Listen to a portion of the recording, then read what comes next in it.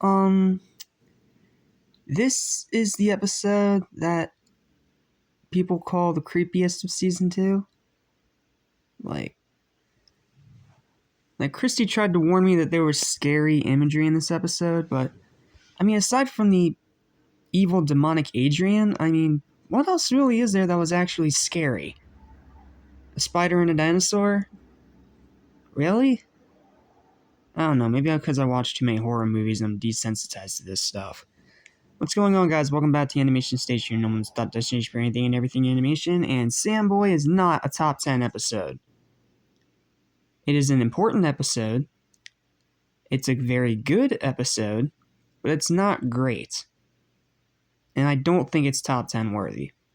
Sorry. I like Sandboy's design, and I do like that we get to see more of the Kwamis in this episode as they have their own little side adventure. But the thing I hate about this episode is that the kid that gets akumatized is just a random kid. It's not just it's not like an actual main character. So why should I care? If it's a rando, then why would I care if they get akumatized? There was no scenes beforehand, and the scenes where Hawkmoth actually akumatizes this kid are completely abrupt. Is it meant to be some kind of mystery or something? I don't get it.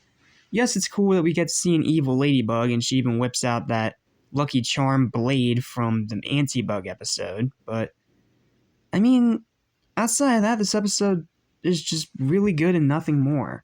I like seeing the Kwamis world, I like seeing more of the Kwamis, which is hints to seeing more miraculous heroes in either further down this season or in season 3. And this episode's definitely important, but man, this episode disappointed me. I was expecting something really cool, some really scary, freaky imagery, but this isn't even that bad. The imagery in here is not that scary. Again, maybe it's just because I'm a horror guy and I am very desensitized to that kind of thing, but my goodness, I expected so much more out of it. But this just doesn't work. It's an important episode, and it's better than the other important episodes like Collector, which was just dull and boring, but this one was just disappointing more than anything. So even though I'm gonna give it a high score, I can't really say much about it, aside from the fact that I like the Kwami side plot, and the episode itself was very disappointing. That's really it. Final verdict is 7 out of 10. That's really all I got. Not a top 10 episode. It is not that creepy or scary.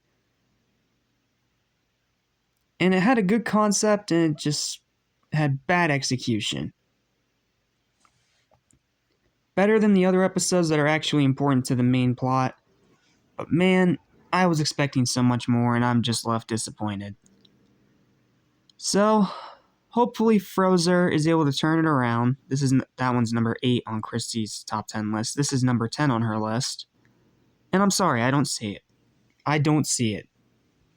I don't think that this is a top 10 worthy episode. I'm sorry. I like the Kwami side adventure, but that's literally it.